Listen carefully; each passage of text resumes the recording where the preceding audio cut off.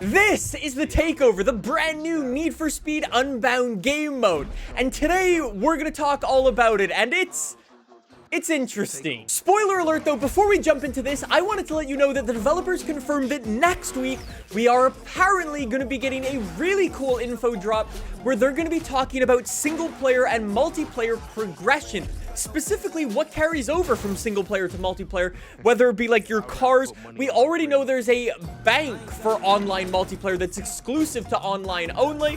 Should be really interesting to hear about all of that stuff. And the devs also said we're going to be hearing about the race list coming to the game. Again, that's all going to be next week. So if you want to see any of it, make sure you subscribe. Anyways, so yes, this is Speed...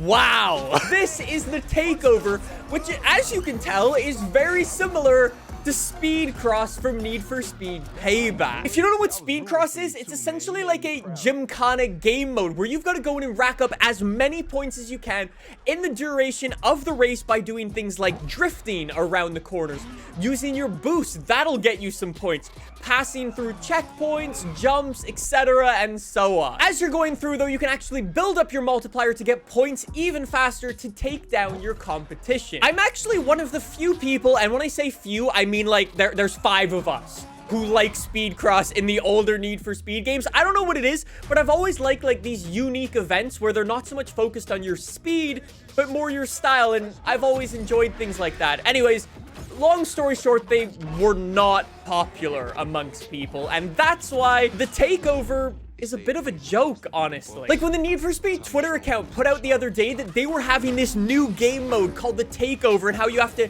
take over Lakeshore City and things like that. Everyone was like, whoa, that's sick. Like, you're gonna be going up against like these bosses in different areas. You've got to take them down in like these takedown races and so on.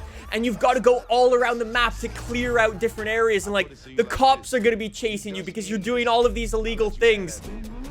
And it's none of those things, which is really disappointing. Like, it genuinely almost feels like Need for Speed forgot to tell us what's unique for the takeover and how it's different from Speed Cross, because from my perspective, it's exactly the same thing, which, like I said, I'm kind of okay with. But again, I know there's going to be a lot of people who didn't like Speed Cross and are going to be kind of angry. And you know what's honestly the worst part about it?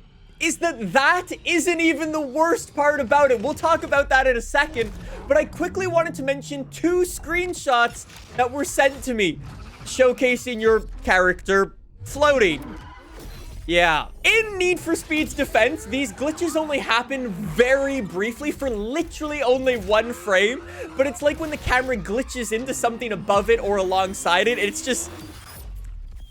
yeah. Anyways, though, you might have seen a video I made over the weekend where I spoke about some of the potential problems we might have with Need for Speed Unbound. I spoke about things like the physics engine, for example, the online lobbies, some of the customization briefly, the post-launch support, and so on.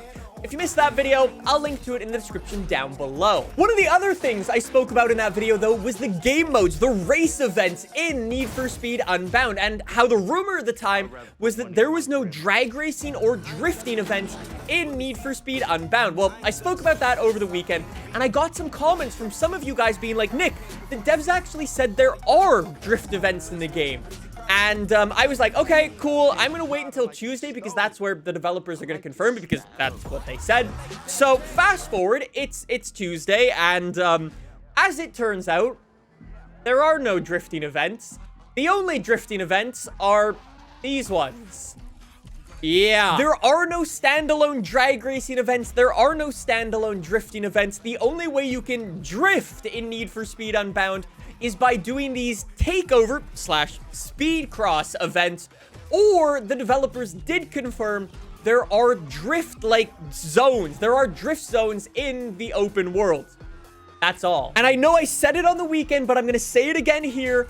How can you have a game that goes to the lengths of adding Bosuzoku cars into the game with all of that insane customization, but not have simple drifting events? It genuinely doesn't make sense. And you know, as we're on the topic of things that are not so great for Need for Speed Unbound, there's also only 4 players in this particular lobby. It looks like it's all offline, just against the AI. and you're only racing against 3 other people. Hopefully, you can actually do these takedown events online with more than 4 people. We'll have to see, though. I thought it was worth calling out. So here's the thing, and I know I'm not the only one who thinks this, because I was actually talking with some of the guys on the AR12 Discord server earlier. But is anybody else getting kind of less and less excited for Need for Speed Unbound? I always try to remain optimistic and see the best of things, but I don't know why, but I'm almost feeling less and less excited for Need for Speed Unbound. Like, when the game was first revealed, I was super hyped. I was like, this is the game we've been wanting for years. But as the weeks have gone on, with info drops becoming less and less, I don't know, fulfilling, I guess could be a word for it. My excitement has kind of followed that. I straight up know I'm not the only one who wants to see this, but I really want to see some straight up gameplay.